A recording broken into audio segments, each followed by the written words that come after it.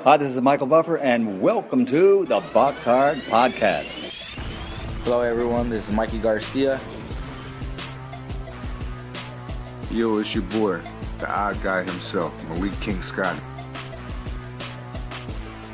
Hi, I'm Charlie Edwards.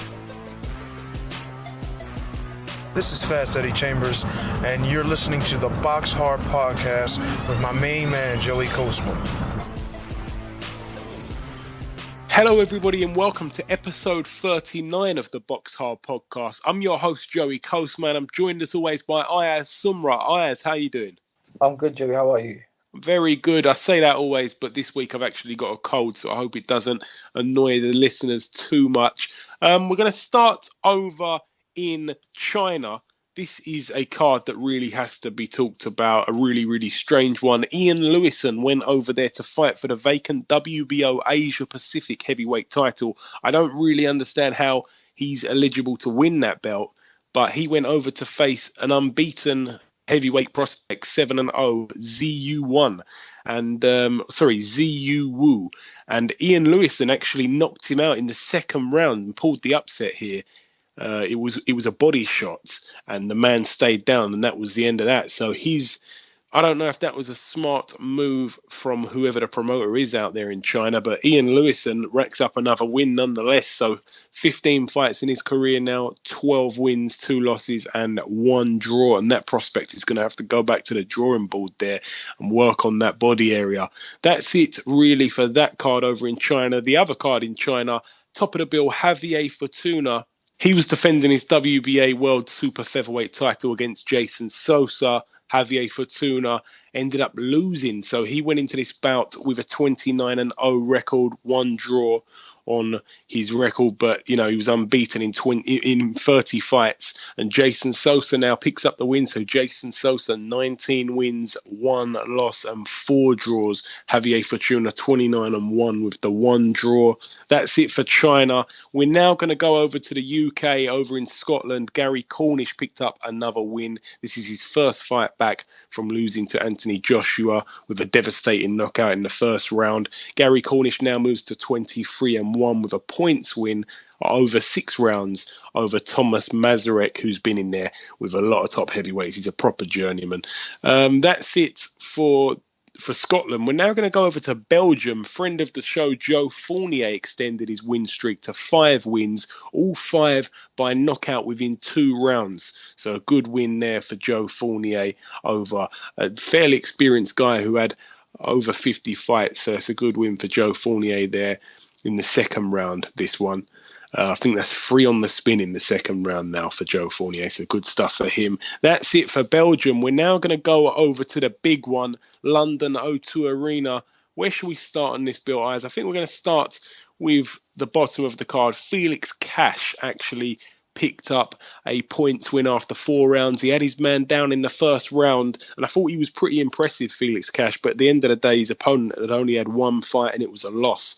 So Felix Cash definitely one to look out for. There was a lot of knockouts on that bill. There was only 2 fights that went the distance, actually. Those 2 fights was the Felix Cash fight and the Groves and Murray fight, which we'll talk about in a minute. Also on the card, Conor Benn, he moved to 3-0 with an impressive knockout in the first round. He had his man down twice, so a good win for Conor Benn. Ted Cheeseman picked up a TKO in round 5, and he extends his winning record to 5-0. His win over Danny Little. Anthony Ogogo was also on the bill. His bout wasn't televised, but he moved to 10-0. His opponent retired on his stall at the end of round 1. He was down from a left late on in that first round, and he didn't come out for the second and retired on his stall. So a good win there for Anthony Ogogo. Kal Yafai was also on the bill. He got a TKO in the first round over his opponent, Joseph Ajtai.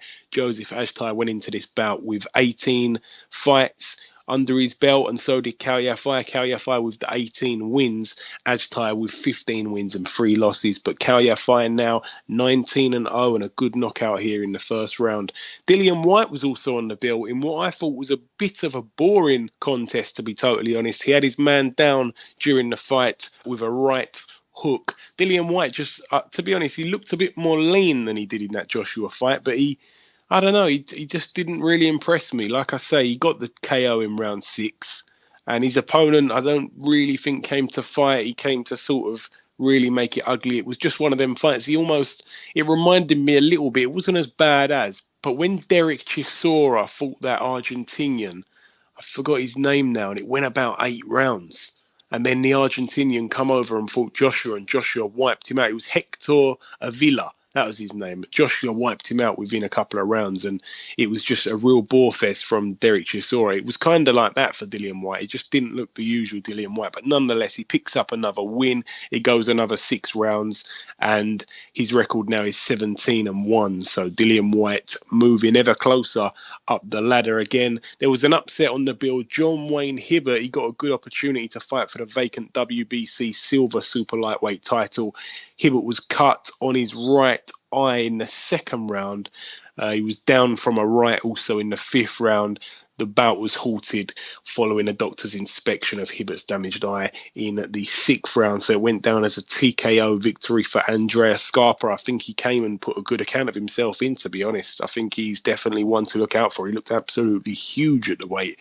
So Andrea Scarpa now 20 wins, 2 losses. John Wayne Hibbert, very, very unlucky, 17 wins and 4 losses for him. Moving up this card now, yet another knockout. Chris Eubank Jr. faced off against Tom Doran. We had Tom Doran on the show last week. Chris Eubank Jr. going into this bout 22-1. Tom Doran 17-0, undefeated. Doran was down once in the 3rd round and 3 times in the 4th round. So Chris Eubank Jr. moves to 23-1. Tom Doran picks up his first career blemish, 17-1 now his record. And of course, Chris Eubank Jr. gets a successful defence of his British middleweight title. So it'd be interesting to see what's going on here, Ayaz, because they're talking a lot about the Golovkin fight. This is a real strange thing that's going on. I know that Eddie Hearn and Barry Hearn and Matchroom are promoting Chris Eubank Jr. I'm not sure what sort of deal they've got, but they're saying this week that Eddie Hearn was saying that we will know within a week if the Golovkin fight is going to happen, because it's supposed to get made within 7 days of the fight night. So for them to say that is very close to, 7 days is not a lot of time to get a fight made. So obviously things are being talked about pretty deep. And Barry Hearn, I believe it was, said that he's 95% sure that Golovkin and his team want the fight, but he's only 55% sure that Chris Eubank Jr. and his team want the fight. So it's a bit of a strange one. It's quite weird. They're not really backing their man. I can't quite get. I know that I can't help but think it's some sort of tactical thing, but I really don't know. I mean, I really want to see that fight. What do you think of that fight? I know that obviously Chris Eubank Sr. has made it quite apparent that, the British title is a really great title, and it's one that he wants Junior to hold and to win. But you've obviously got to defend that title 3 times in order to keep the belt. So obviously, if they're talking about the Golovkin fight next, he's not going to have a chance to defend that belt, I believe, another 2 times. I think Doran was his first defence from taking the title away from Nick Blackwell. So what do you think, Ayaz? I mean, will he defend his belt 2 more times, or will he go straight into that Golovkin fight? What do you think's going to happen, and what do you want to happen? From my opinion, if I was Chris Eubank Jr., I wouldn't take the Golovkin fight right now. See, the problem is, obviously, Golovkin's pound for pound, which everyone knows that by, which is, in my opinion, I reckon he's pound for pound. And personally, the level of opposition that Chris Eubank Jr. has had is not at that standard yet.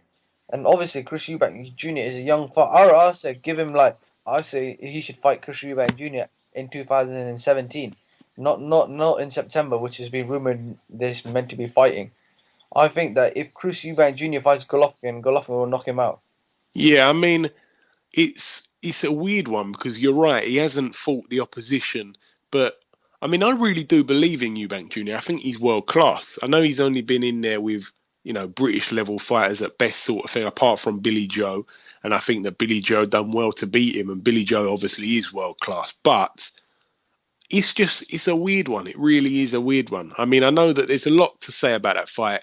Eubank Jr. really started late in that fight. He gave away the first 6 or 7 rounds, and he didn't get beaten up badly. It was still a pretty close-ish fight. It was like maybe 2 rounds to Billy Joe, And it's just a weird one. I don't understand what's going to happen, because why are Eddie Hearn and Barry Hearn making it quite apparent that Golovkin really does want this fight and he will be coming over to the UK no problem to fight Eubank Jr.? Why would they be saying that so much if Eubank wasn't going to take the fight? Because they're kind of not backing their man. I can't really understand it. I'm sure that we will know within the next couple of days, surely. It's been a few since Saturday now, so it's getting closer. There's probably about 3 or 4 days left now until that 7 days is up. So hopefully we will see something, some sort of movement, but that would be a cracking fight. That really would be.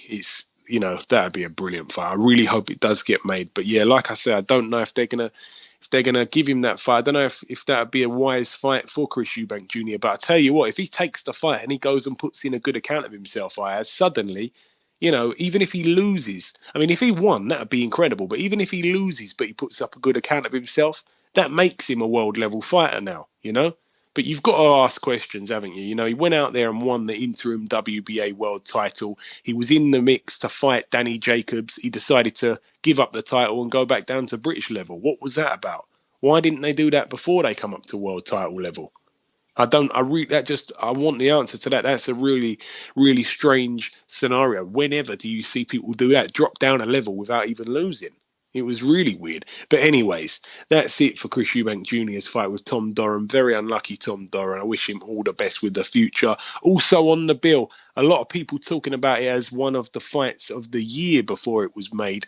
I personally didn't think it really lived up to expectations. George Groves against Martin Murray. This was the second fight of 2 on the whole bill that went to the decision. I'm glad that there wasn't a knockout. I didn't think there was going to be a knockout. I thought it was going to be 2 guys going all the way to the end. None of them deserved to be stopped at all during the fight. George Groves extended his win record to 24-3. Martin Murray now 33-4 with the 1 draw. So George Groves defended successfully his WBA International Super Middleweight title. Murray made the weight at the second attempt. Now Murray was a tiny bit over the weight, which was interesting because, of course, a lot of people were saying that George was very tight at the weight, and he seemed to make it pretty easily on the day. I was there at the weigh, and he seemed all right on the scales up and close. I know a lot of people don't agree, but I think he looked all right. And Martin Murray, of course, coming a bit heavy. Remember, he's had most of his career at middleweight, so that was it, quite interesting, that factor there. But I tell you what, Martin Murray, he come and put a good account of himself, as we all knew he was going to do. Towards the fight being made, I actually was almost swinging a little bit Murray's way during fight week. I really was. I just had this gut feeling that he was going to pull off the upset. But George Groves did what a lot of people expected he'd do. But like I say, it was a good fight. Martin Murray didn't start too well, but during some of the middle rounds, he was quite good.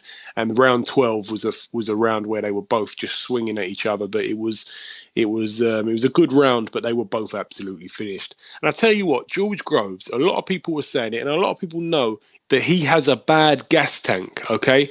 And I have been critical of him in the past for saying he's got a bad gas tank. But in this fight, I think even though he was pretty, exhausted at the end of the fight, and by the way, very classy interview from him after the fight. Even though he was exhausted, it was that kind of fight. It was that kind of pace fight. He was actually fighting decent on the inside. Murray was trying to fight on the inside, and when he was fighting on the inside, he was landing the more telling shots, George Groves. So I was very, very impressed with his inside style of fighting. We didn't really get to see that in any of his previous fights. Paddy Fitzpatrick was saying about that was his weakness, but he wouldn't have ever thought so, the way he fought. I will say that he did look exhausted, but I think that was because of the pace the fight was being fought at. It was kind of at Murray's pace.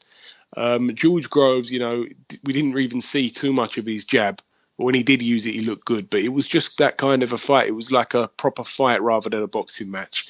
And I will say that I'm going to give a little bit of credit to Shane McGuigan on this one, Ayaz, because I think that George Groves, like I say, he was exhausted because of the pace that the fight was fought at. But I think that's the only reason why. I think if it was at like maybe fought at his pace, he would have done really okay. If it was fought at the pace that like maybe the Badu Jack fight was fought at, I think he would come through that with more stamina. I actually think he didn't seem too bad in round 10 and 11.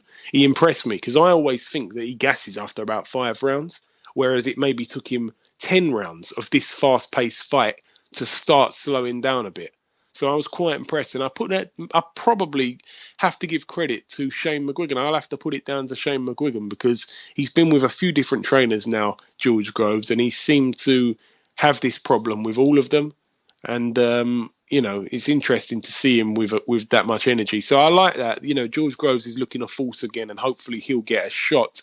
I'm not sure if it's supposed to be. I believe it's supposed to be with Felix Sturm or Fedor Chudanov. I'm not too sure what's going on with that whole fiasco, but hopefully something gets sorted out pretty soon and we see George Groves challenge for another world title. That's it for the supporting main event. We're now going to go over to the main event. Anthony Joshua against Dominic Breazeale. Anthony Joshua 16-0, 16 knockouts. Dominic Breazeale 17-0, 15 knockouts. Somebody's O had to go. It was for the IBF World Heavyweight title, of course, the title that Anthony Joshua holds. Ayaz, to be honest, this went a lot longer than what people thought it was going to go. Dominic Breazeale, a lot of people were saying it was going to be a second round knockout. I myself thought it might even be the first round. I wasn't very impressed with Dominic Breazeale going into this fight. He looked very confident on fight week, and I just hoped that he would provide a test for Anthony Joshua. He didn't really test him because you couldn't say he won even a 30-second spell of any part of the fight. He was just, he was behind the whole time, didn't even come close to snatching a fraction of a round. But Anthony Joshua, we've now seen him go into the 7th round for the second time in his career. The first one against Dillian Whyte, this one against Dominic Breazeale. He ended up getting the TKO in round 7. Anthony Joshua throwing repetitively the same punches, the straight left, the straight right. Sorry, the straight left and the right hook, which he always seems to do. He was piercing through Dominic Breazeale's guard when he was pushing that jab through, and his jab was pretty telling. He landed it quite a lot this fight, probably more than the majority of his other fights put together. It is what it is. Anthony Joshua gets another win and moves to 17-0 with 17 knockouts, but we didn't see him tested. We just saw that Breazeale. We found out more about Breazeale than we found out about Anthony Joshua in this fight. I think that's a fair assessment. Breazeale's a lot tougher than everybody gave him credit for. I actually think if he can go 7 rounds with Joshua, then he could give someone like Deontay Wilder a good test. He could give any of those fringe world level guys a test as well. I think it would be a good fight between him and Jermall Charlo or something like that. That would be a good fight. I'd like to see him back against Dillian Whyte, Dominic Breazeale. I think that would actually be a good clash of styles, that fight. But like I say, Anthony Joshua just extends his record, and we don't really know, again, if he's got a good chin or not. We haven't really seen him tested with it. He got caught in the temple with that shot from Dillian Whyte, that left hook. And we need to see it put on Anthony Joshua to see what he really is made of. So what do you think, Ayaz? I mean, were you impressed with Joshua? What's your assessment of the whole thing? To be honest, it's another Joshua performance. He's knocked. How many? Was his 17th fight? 17th knockout, yeah. 17 knockout. So technically, it's been another Joshua performance, just knocking out people. The thing is, he hasn't really been tested, so technically, he's not at that standard yet. As a fighter, he's still growing as a fighter. Like, if you look at the fight here, you have to admit it was similar to the Dillian Whyte fight, wasn't it? But obviously, the Dillian Whyte fight was a bit personal compared to this. They both went to 7 rounds. They both got knocked out. And obviously, Joshua is still the champion, right? The thing is, now, I'll tell you what you said, like how you guys think that Joshua should fight Jermall Charlo. I agree with you, because the thing is, Jermall Charlo, he'll take him rounds. Joshua needs the rounds. The thing is, he hasn't been past 7 rounds. If he goes past 8, 9 rounds, that's when we see how good he is. Yeah, this is what I want to see. I want to see someone land on him. I know that people might not agree with me here, but everybody's making a big scene out of Deontay Wilder defending his title against Chris Arreola. Chris Arreola, I do not rate him or put him anywhere near world level whatsoever. But he is the only fighter I can think of in the heavyweight division who has a fight and goes into that fight with the real mentality of nothing to lose. He jumps on his opponents. You saw this. I know it's not. He may not do this the same way to someone like Joshua, but you see the way he just jumped all over Seth Mitchell and basically ended his career. He just absolutely jumped all over him. Like, it was just like Mike Tyson, the way he would come out and the stuff he would do. It was almost a bit like that. And I just think that he would jump all over Anthony Joshua and put some serious pressure on him. And that is what I want to see. I want to see Joshua with a bit of pressure on him. I want to see how he copes under real pressure. Dillian Whyte just didn't have the body, the physique, the energy, anything like that to stand there and fight with Joshua. And neither does Areola, but he will for the first 1 or 2 rounds, and then he gets knocked out. If Joshua gets past those first couple of rounds, then he gets knocked out. This is why, even though Deontay Wilder is, he's massive favourite to knock Areola out. And I think definitely if it goes past the 3rd round, Areola will be looking to go. But he will jump on him for that first couple of rounds. He's always dangerous early, Areola. So you've got to be really clever, really, really clever. And would Joshua be clever enough? I don't know. We'd have to wait and see. But if Areola does get beat, he probably won't get another chance, and he shouldn't really get another chance because he's pretty lucky to get this one. I don't know where he came from in the WBC rankings. Apparently, I was reading something that he wasn't even in the top 50, and then suddenly he creeped into the top 15 at number 15 when Deontay Wilder was looking at that fight for his defence, after the pull-out, the big fiasco of the drug testing and stuff with Alexander Povetkin. So it's a strange one, and Al Heyman is definitely a good man to have your back. So we're going to leave that there. But like I say, I will just say Brazil, he took a lot of Joshua's shots flush, and he was just walking through them. So I'll give him a lot of credit. He's a lot tougher than we thought. His shots, Joshua's shots, and he was landing some good shots. They just were not moving Brazil for a large part of that fight. But that's it for the UK. We're now going to go over to Louisiana, USA. Just want to mention one fighter. We like to keep our eye on this one. We know he's a good fighter and a good prospect to look out for in the lightweight division. It was only a 6-rounder. He won unanimously after 6 rounds. Devin Haney, he cruised to 7-0. He won every round of this fight against Clay Burns. So a good win there for Devin Haney, and we look to see him do some big things. As I said last week, he's only 17 years old and he's making some serious waves around the world. Now we know about him here at this podcast. He's a good fighter. Now we're going to go over to the Barclays Center. We're going to start with top of the bill, Keith Thurman, 26-0 against Sean Porter, 26-1 with the 1 draw. This was for Keith Thurman's WBA World Welterweight title. Ayaz, we started up the prediction league last week. I went with Sean Porter on points, even though I fancied Keith Thurman, by the way. I just wanted to go against you just to make it interesting. You went with Keith Thurman on points. What happened, Ayaz? Who's in the lead? I was in the lead, like I said, Keith Thurman to win. I'll tell you what, this was, in my opinion, this was a war. Obviously, Keith Thurman and Sean Porter are good friends. But when it comes to a boxing match, obviously the fighters obviously wants to win the fight, innit? And I'll tell you one thing, Thurman was hitting, landing on Porter. Porter was landing on Thurman. It was like, to be honest, it was like a bit of a brawl. But obviously, a lot of people were saying that Porter should have won the fight. But I'll tell you one thing, Thurman, in my opinion, won the fight. Yeah, I agree. I think that Thurman won the fight. He landed the cleaner punches. Sean Porter is his boxing style is very crude, very ugly.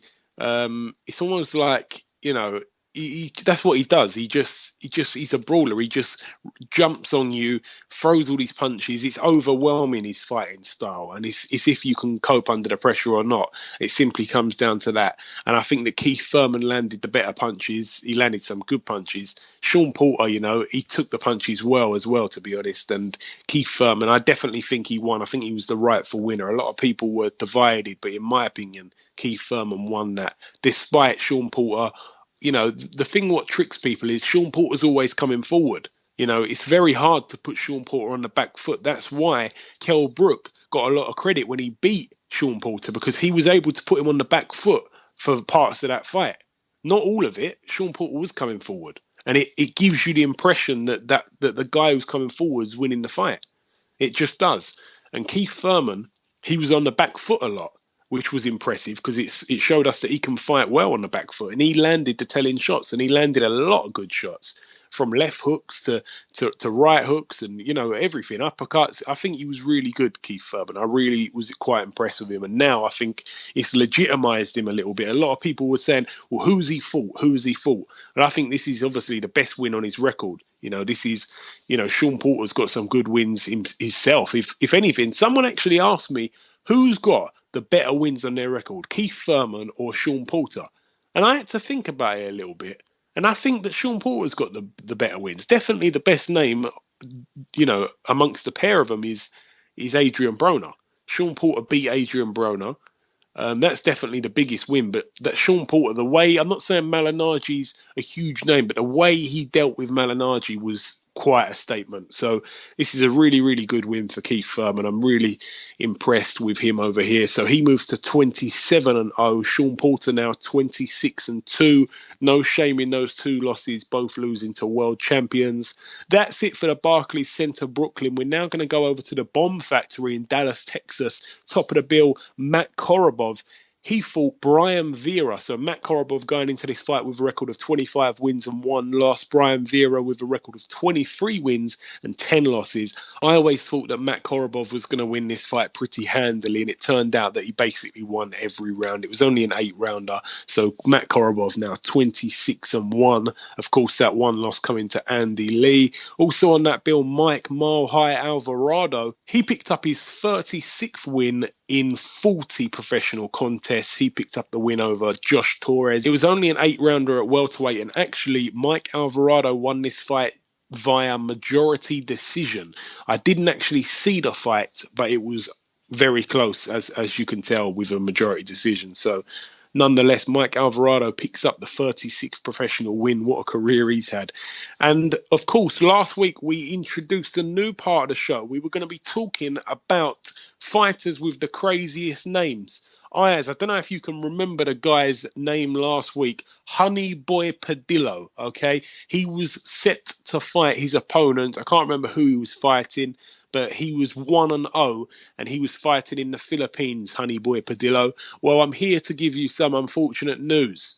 He didn't lose the fight, no. The fight was postponed, so we've got no result, just purely a mention for Honey Boy Padillo. His fight has been postponed to the 9th of July, so hopefully we'll talk about him. He should have the craziest name that week, and we'll let you know how that fight gets on, but there's no result for you on that. But we will bring you the craziest name of this week. Okay, we've gone through this week's fights and I've found a good one. It's actually a woman called Petrus Super Champ. That is her name. She's facing a woman called Gretchen Abaniel. Now, Gretchen Abaniel has a record of 16 wins and 8 losses. Petrus Super Champ has a record of 6 wins, 0 losses, 0 draws, so unbeaten. It's a contest with 10 2-minute rounds in the minimum weight division, and it's also for the vacant Women's International Boxing Association World Minimum Weight title. So it's actually for some sort of world title. It's an IBA world title. So I don't know how well regarded that is. It's certainly not regarded high in the man section of the sport, in the men's section of the sport, but in the women's section, it might be a good title to win. I don't know, but all the best to Petrus Super Champ. We're going to definitely read out her result next week. We hope you can beat Gretchen Abaniel, who has a record of 16 wins and 8 losses. So that'll be interesting, Ayaz. I know you like that part of the show, don't you? Oh, yes, definite. Yeah, I know that's one of your favourite parts of the show. Okay, another one of your favourite parts of the show, Ayaz. It's your part of the show.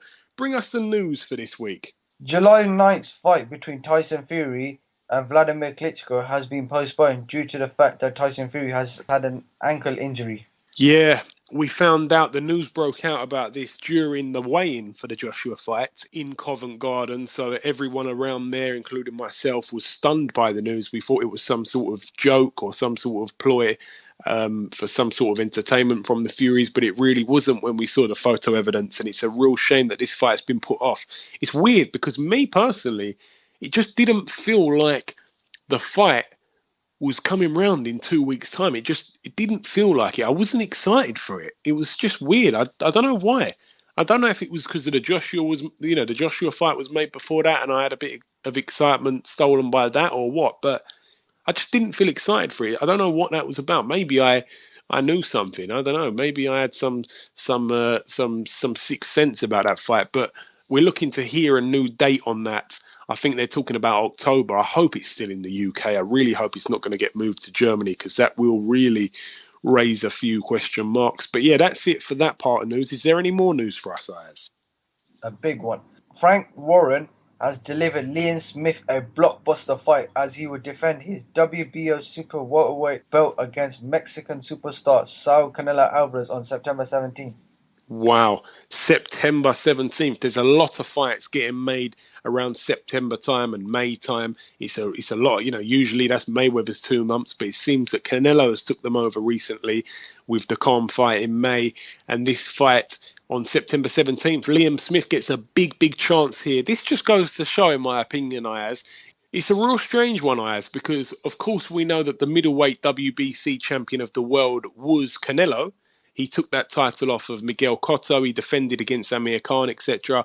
And now, obviously, the WBC ordered him to fight Golovkin or give up the belt. And he gave up the belt, and Golovkin become the WBC champ.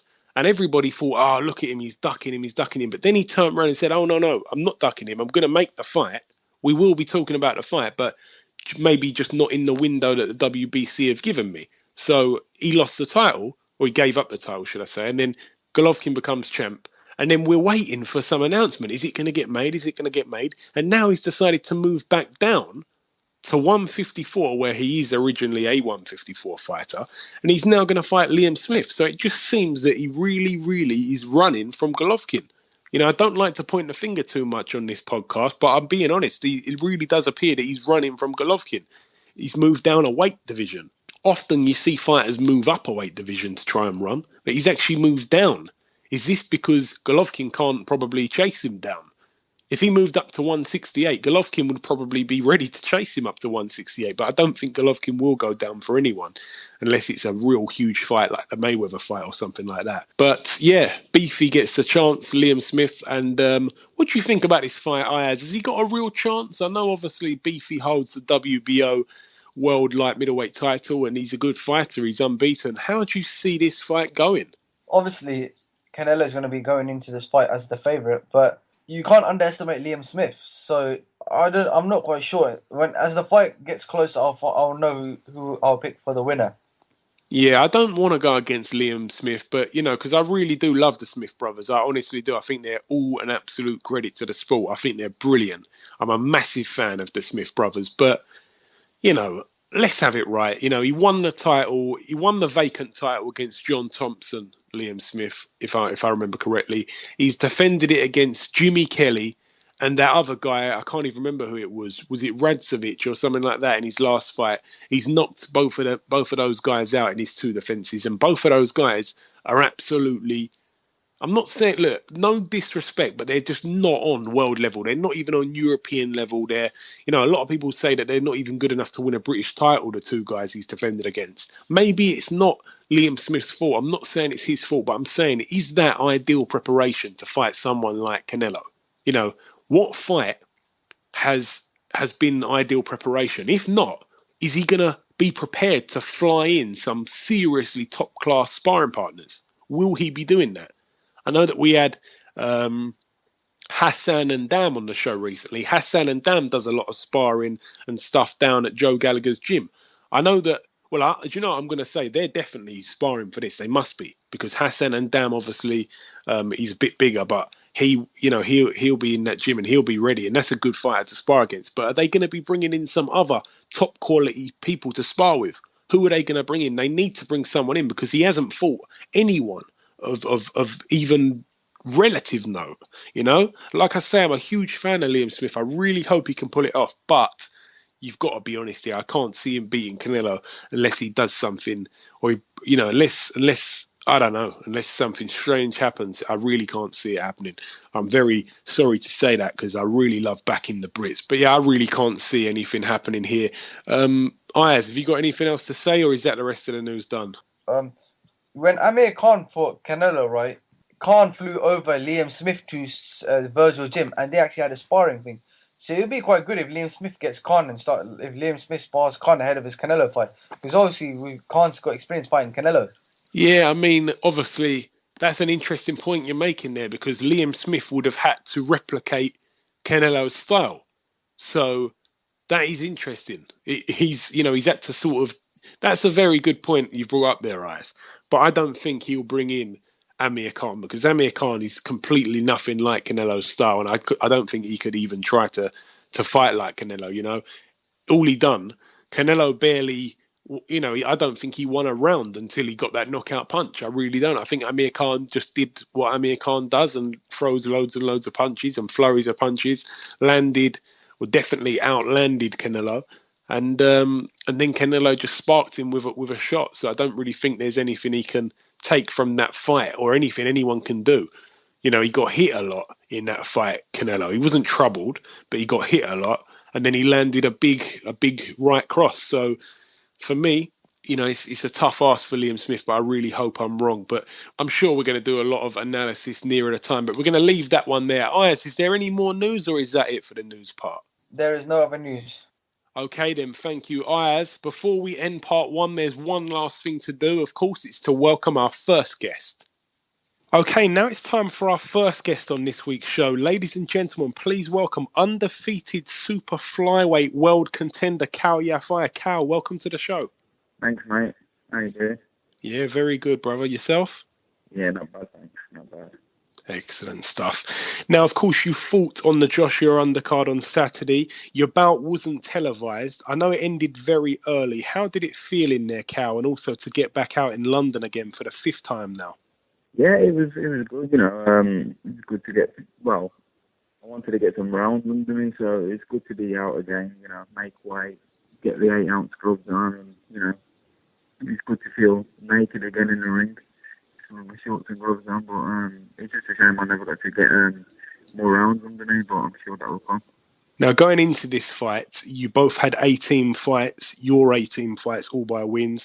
Joseph Ashtai, your opponent, had 15 wins and 3 losses.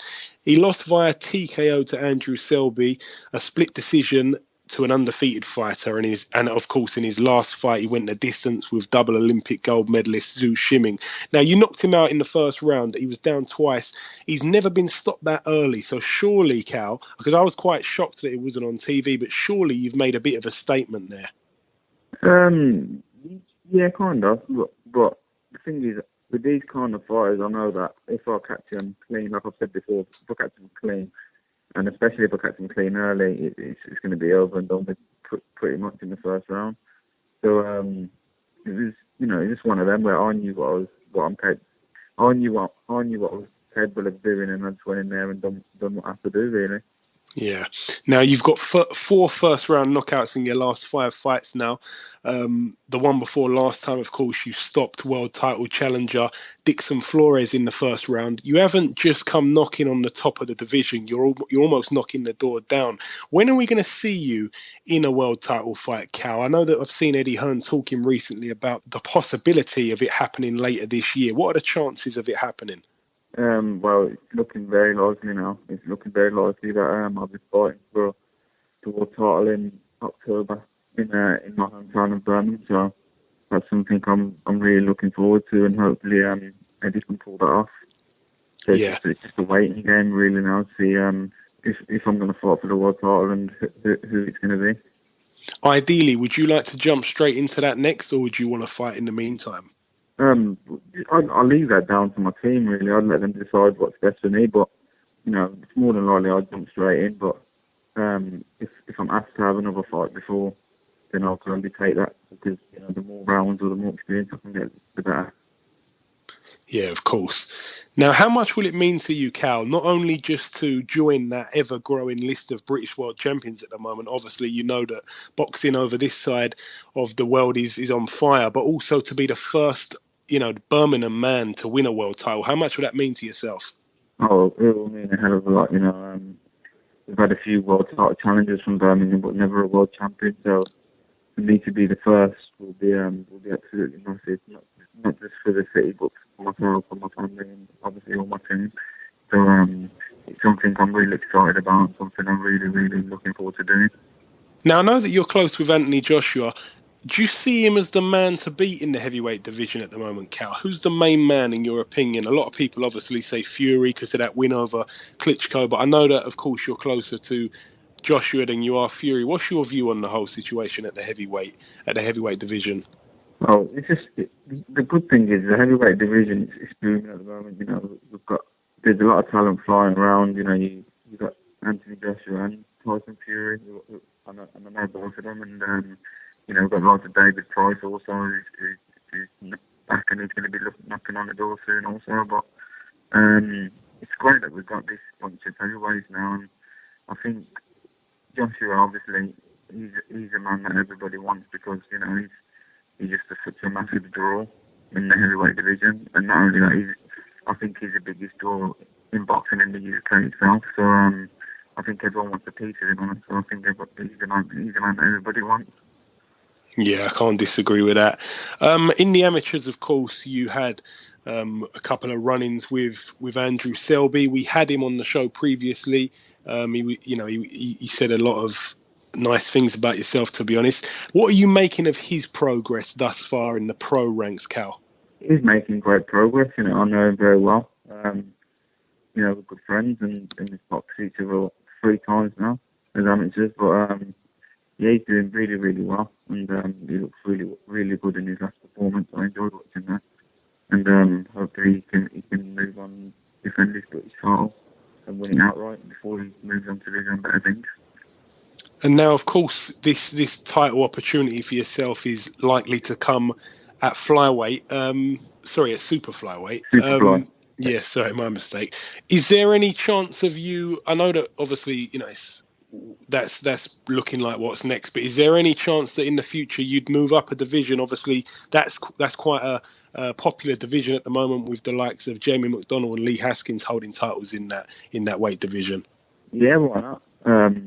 Obviously, I've got things to do at my weight at the moment, but obviously there's going to be a time, or hopefully there's going to be a time where I can clean up and look to move up. So yeah, it'll be something I'll be looking at in the future, no doubt. Yeah. And the last thing I want to ask you now, Cal, I appreciate you giving us a bit of time. The last thing I want to ask you is, who's your favourite fighter right now to watch in world boxing? Like, which fighter do you watch and you think, you know, you enjoy watching the most? Is it someone very technical, like Mayweather sort of style, or do you like the knockouts like Golovkin? Who do you like to watch, Cal? You know, I haven't got an actual favourite one, but I've got a favourite 3 or 4, so that they'll be like, obviously, I like watching Golovkin, I like watching Lomachenko, and I like watching Andre Ward. Yeah. A lot. They're probably my 3 top favourite fighters at the moment to watch, and a bit of Terence Crawford also.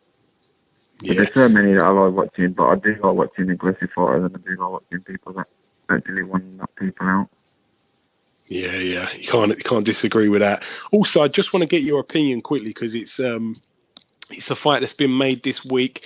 Liam Smith taking on Canelo. Do you give Liam Smith a chance in this fight? I know we all want him to win, but it's of course a bit of a tough ask for him. What do you think about that fight, Cal? Yeah, it's a great fight. I think the styles both of them did the job very well. Canelo, you know, he's another one who I love watching, but I like Liam Smith's style. I like the way he goes about his business, and I think it just gels to be such a good fight. And I actually believe that Liam Smith can do a better job than what Khan did before he got knocked out. I think he's younger. I think he's fresher. He hasn't been in tough fights. I think he'll be a lot fresher, and he's a natural light middleweight also. So I think he's got every chance to go out there and do a job. But he's a tough ask. Yeah, he's a tough ask, but yeah, I hope you're right. I really hope he can go out there and pull off the upset. Okay, just before I let you go, Cal, I want to give you a chance to thank some of your sponsors. Yeah, my sponsors. I'd like to thank Luke at Elite Scaffolding for supporting me throughout my career, from the very early days, even up to now. And I'd like to thank Premier Estates, Arabian Nights, Team Dead Fitness, and Premium Fitness for all their support. Absolutely. Okay, Kal, listen, it's been an absolute pleasure speaking to you, my friend. It really is good to speak to one of the brightest prospects in British boxing. And I'm not just saying that. When it comes to, we've got a lot of contenders right now. Boxing's on fire, but I really think it's almost like it's certain that you're going to be a world champion, in my view anyway. So it's been a pleasure having you on the show, sir. God willing. Thank you very much. I appreciate it. Okay, now it's time for part 2 on this week's show. This part, of course, the preview part. We're going to start with a card that's taking place over in Jamaica. We were going to start with the woman Petrus Super Champ, but we made that part of part 1. That's not really a fight that we're going to preview. We're going to start over in Kingston, Jamaica. Former world champion Demarcus Chop Chop Corley. His record at the moment, 46 wins, 27 losses and 1 draw. He faces a guy called Richard Holmes, who has a record of 11 wins and 5 losses. It's a real strange fight, but this is a fight taking place at welterweight. I believe there was like a little welterweight tournament called the Contender. This is the final of that little tournament. So all the best to both guys here. Former world champion Demarcus Corley, of course, has, he's got over 80 fights on his record, and he's fighting a guy who's only got 15 fights. So it's a really strange one, but may the best man win regardless. That's it for Jamaica. We're now going to go over to Pittsburgh, Pennsylvania, USA. Top of the bill, Guillermo Jones. His record at the moment, 40 wins, 3 losses and 2 draws. He's facing Garrett Wilson, who has a record of 16 wins, 10 losses and 1 draw. This is up at heavyweight. It's only a 6-rounder. I don't really know what Guillermo Jones is doing these days, but this will be a fight that he should surely win. His opponent really has nothing to present as a threat here at all.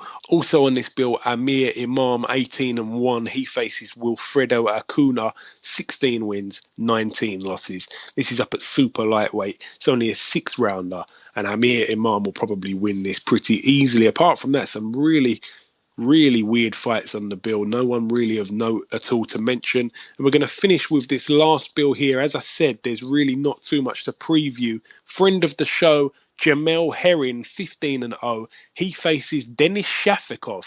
Now, this is a fight that's scheduled for 10 rounds in the lightweight division. Denis Shafikov, 36 wins, 2 losses and 1 draw. This is going to be a real make or break fight for Jermall Herring. I say make or break. It's not really going to break if he were to lose this fight, but it's definitely a make fight. A loss to him, he could probably bounce back. He's still fresh enough to do that. But Denis Shafikov's only lost twice, and both those losses to world champions. So Jermall Herring, this is going to be a good fight. I hope we can watch it somehow over this side of the pond.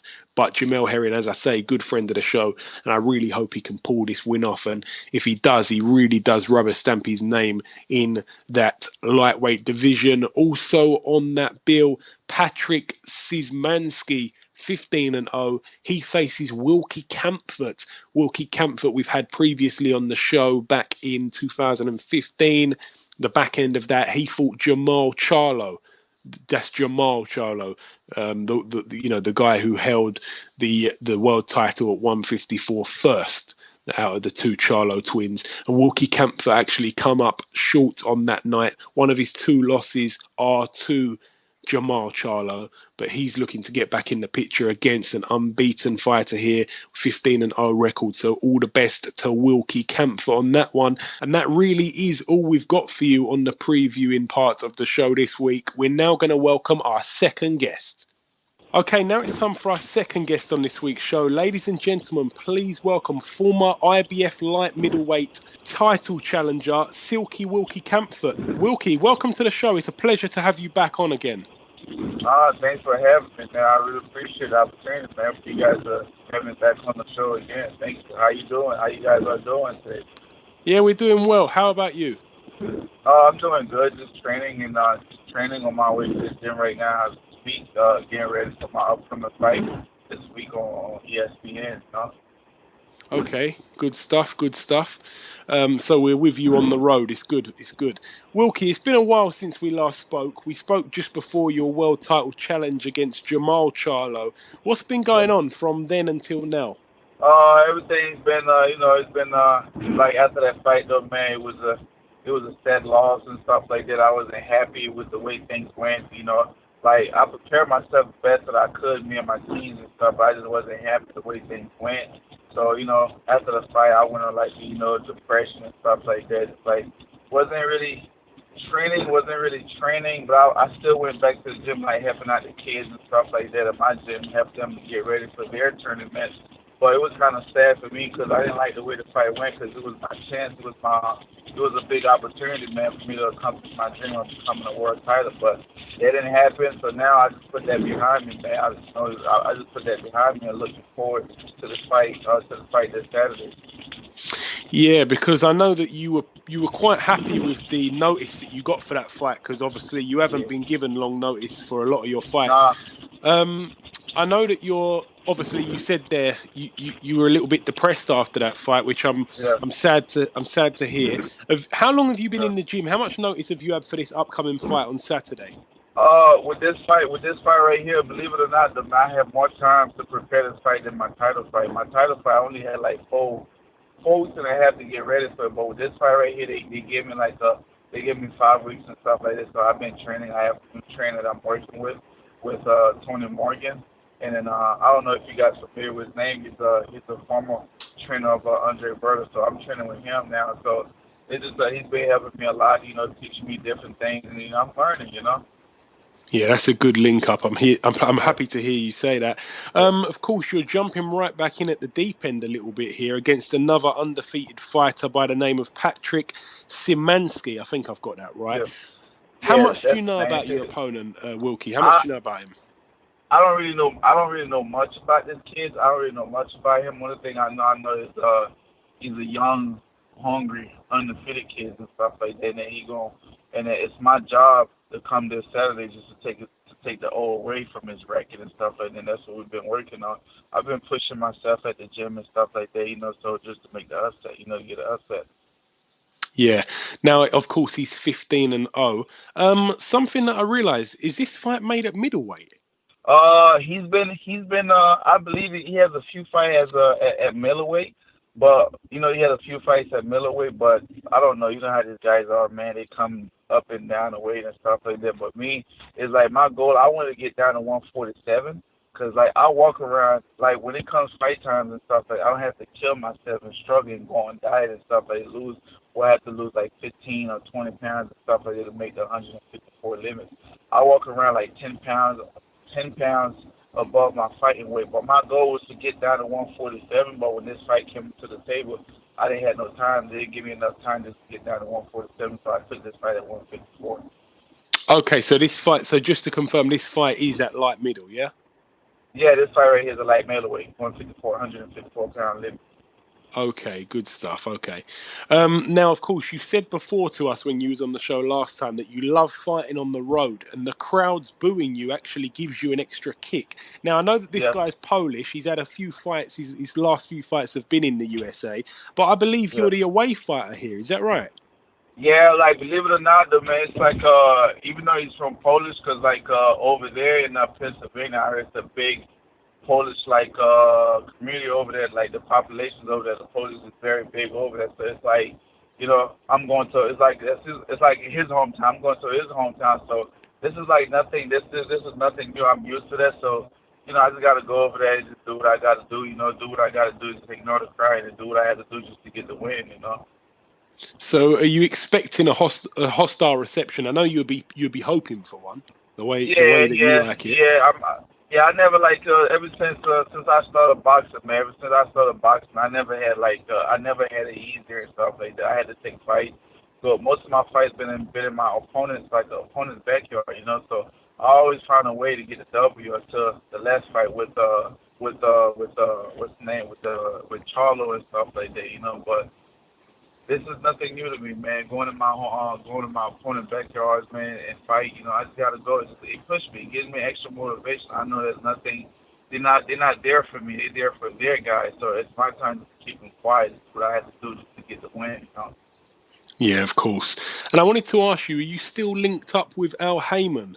Yeah, I'm still with him. How's that working out? I know that obviously you linked up. You haven't been with him for that many fights, but obviously you were with him during the Charlo fight. You didn't come out the right outcome for yourself. But how's things with Al Heyman? Things are going good. Things are going good. They still, because they're the one that got me this fight right here. Things are going good, but even though I was talking with Al Heyman, I still have to go over there. If boxing is just like a job, you still got to go in there and perform it to win. Like the more you win, the better opportunity you will get in the game of boxing. Not just in boxing, but in life, in the ring and out the ring. So yeah, we still talk. Everything's still good. Yeah, good stuff. Now, I wanted to ask you your thoughts on Jermall Charlo winning a world title. Of course, he was losing that fight to John Jackson, it seemed, until he found that weird punch, actually. I thought he was quite strange. I remember watching that fight. What do you think about that? Because now both the twins are both holding titles at 154.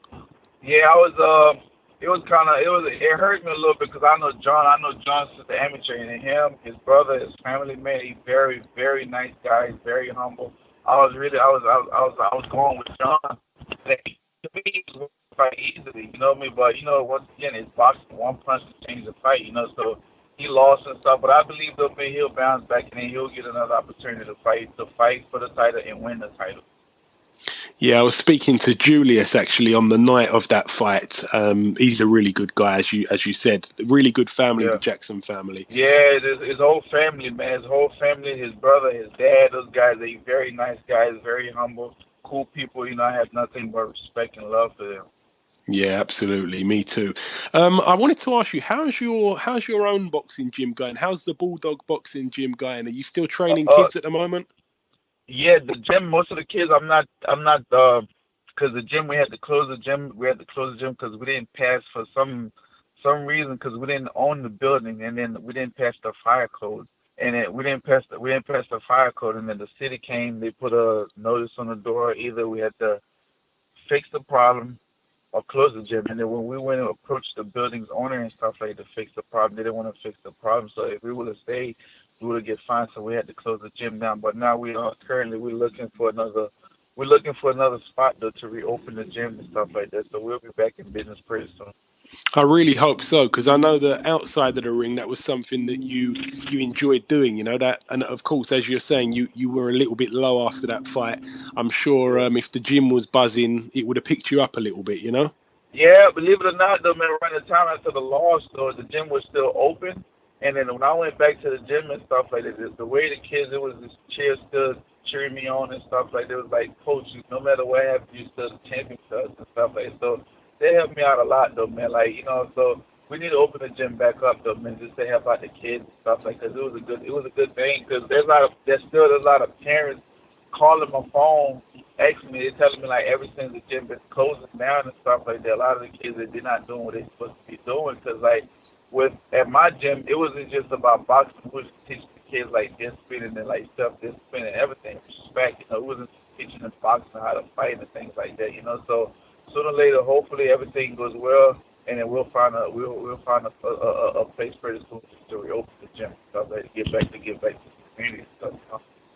Yeah, I wish you all the best with that. And finally, Wilky, I just wanted to get your opinion on a fight that's been made in the 154 division this week. We thought we were going to see at some point Canelo against Golovkin, but seems like Canelo's gone down. He's now fighting Liam Smith, one of our fighters from over here. I know that you've taken a look at Liam Smith yourself, but what do you think about that fight, Wilky? What's your opinion there? I think he'll. Believe it or not, a lot of people in America don't know anything. They don't know much about Smith, but I've watched him. I keep my eyes on all the guys in my weight class and stuff like that, because he has to study. Because believe it or not, though, man, they're your future opponent. So I've seen Smith. I saw him fight like twice and stuff like that. He's a very good fighter, and then believe it or not, I'm pulling for him to upset Canelo and stuff like that. Because what Canelo did, it was like, to me, it was in the right thing. Him giving up his belt and stuff like that, not to fight DDP. That wasn't cool at all, So I'm pulling for Smith, though, man, to get the W. Yeah, so am I. I really hope that he can. Finally, the last thing I wanted to ask you now, Wilkie, I know that you don't know a shed load about your opponent, but have you got any type of prediction for this fight? If so, please tell us.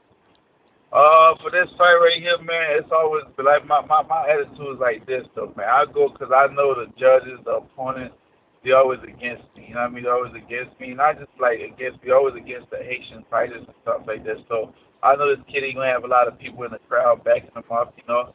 So my thing right here, though, man, I'm just going down there, man. Whatever happens, I ain't going for no decision. I'm out. That's always been my attitude. You know what I mean? Going for the KO. So if I get it, cool. If I don't, I'm hoping just the judges just be fair with me and give me a fair decision, you know. So I'm going there just to do the best I can just to get a W because I hate losing, man. Yeah, no, of course. And also on that bill, Jermall Herring, another good guy. He's been on the show before. And, of course, he's on that bill with you as well. So I'd like to just say, Wilkie, thank you very much for giving us a bit of time. We're just a couple of days out from the fight. A lot of fighters would say, no, I'm in the, I'm getting my mind frame on. I can't talk to you till after. But in your case, I really appreciate you speaking to us, brother. And I wish you the absolute best of luck for Saturday night. Thank you very much. I appreciate you guys for having me on the show. Thanks a lot. It's always a pleasure. Yeah, thank you. I appreciate it. Thank you. You have a good one. Okay, now it's time to conclude episode 39 of the BoxHard Podcast. I've been your host, Joey Coastman. Ayaz Sumra has been Ayaz Sumra. We're going to keep our eyes peeled firmly on the result for Petra Super Champ. We really hope she can do the business over the weekend. A massive thank you to our two guests that took part in this week's show. Undefeated, super talented prospect Kal Yafai, surely the next Brit to win a world title. We really believe in him here and we really wish the best for his future. So thank you very much to Kal Yafai. And also thank you very much to one of the nicest guys I've ever interviewed. He really is, Wilky Campfort. You'll see yourself there that he's a really nice guy and we wish him all the best. He's on his journey to become a world champion. He failed against Jermall Charlo in November 2015. Now he's jumped straight back in, no warm-up fight, straight back in with a guy who's 15-0 and he's in that fight to lose. So I really hope he can pull the upset. Of course, the biggest thank you of all goes to the listeners that make this show what it is. I'm very sorry about the cold. I've managed to get through this week's show with my cold. I hope it hasn't annoyed people too much. Remember, you can reach out to us via Twitter at BoxHard Podcast. And also, if you do get a chance, if any of our listeners get a chance, please leave us a review on iTunes. That would be very, very appreciated. We'll read that out. If you leave one for us, that would be really appreciated. Once again, thank you very much for listening to this show and making it what it is. We'll be back next week with another big show as always. Until then, take care.